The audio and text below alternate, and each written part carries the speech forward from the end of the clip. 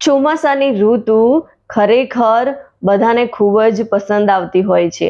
મોસમ જે છે એ ખૂબ જ સુહાનું હોય છે, ખૂબ જ નમીયુક્ત હોય છે અને આ મોસમની અંદર મજા પણ એટલી આવતી હોય છે અને વધારે પડતો આપણને આરામ પણ મળતો હોય છે.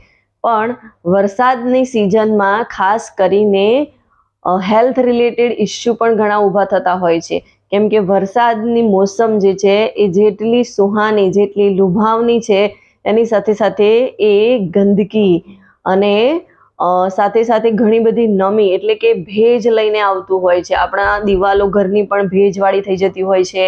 એના કારણે આપણે ભેજની સ્મેલ આવતી હોય છે, કપડામાંથી સ્મેલ આવતી હોય છે.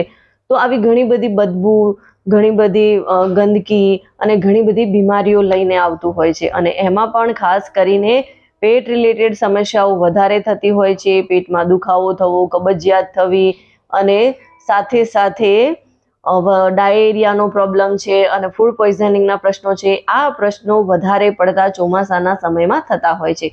તો ખાસ કરીને ચોમાસામાં આપણે આપણા હેલ્થનું ધ્યાન રાખવું ખૂબ જરૂરી છે અને એમાં પણ ખાસ કરીને ખાવા પીવા ઉપર ફોકસ કરવું ખૂબ જરૂરી છે. જો આપણે આપણા ખાવા પીવામાં ધ્યાન રાખીશું તો આવા બધા પ્રશ્નોથી દૂર રહીશું. કેમ કે ચોમાસાની અંદર ઘણી બધી બીમારીઓ આવતી હોય છે.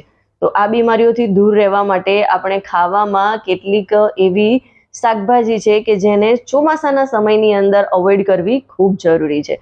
તો એવી કઈ શાકભાજી છે કે જે ચોમાસામાં આપણે ના ખાવી જોઈએ, એના વિશે આજે આપણે વિડીયોના માધ્યમથી વાત કરવાના છીએ. તો વિડીયોને એન્ડ સુધી જરૂરથી જોજો.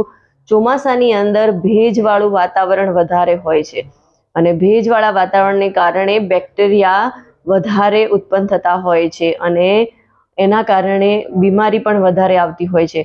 તો ચોમાસાના સમયની અંદર લીલા શાકભાજી એટલે કે પાંદડાવાળા જે શાકભાજી છે એને આપણે અવોઇડ કરવા જોઈએ. મેથીની ભાજી, પાલકની ભાજી, આ એવી વસ્તુ છે કે એ નમીને જલ્દીથી શોષી લેતું હોય છે અને સાથે સાથે બેક્ટેરિયા પણ વધારે ઊભા કરે છે, જેના કારણે ડાયરિયા થવાની સંભાવના રહે છે, ફૂડ પોઈઝનિંગનો પ્રશ્ન રહે છે.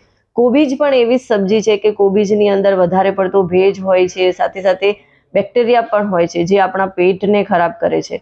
તો કોબીજને પણ આપણે અવોઇડ કરવું જોઈએ.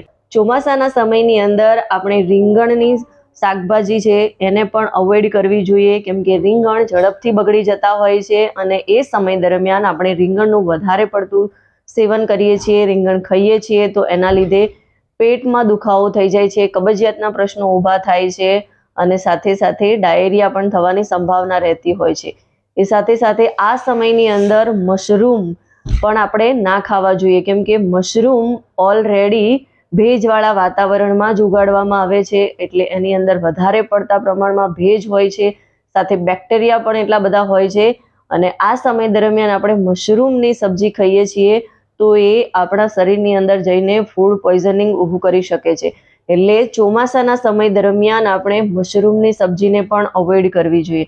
તો આવી રીતે આપણે ચોમાસાને ઋતુમાં વધારે પડતી રીતે હેલ્થને સારી રાખવી હોય તો એના માટે ખાવા પીવામાં બદલાવ લાવવો ખૂબ જરૂરી છે અને આ સબ્જીઓને અવોઇડ કરવી જોઈએ. એની સાથે સાથે ચોમાસાની અંદર આપણે દૂધીનો ઉપયોગ કરી શકીએ છીએ, ટીંડોળાની શાકભાજી છે, સાથે સાથે પરવર છે. આ બધી સબ્જીઓ આપણા માટે વધારે ફાયદાકારક છે.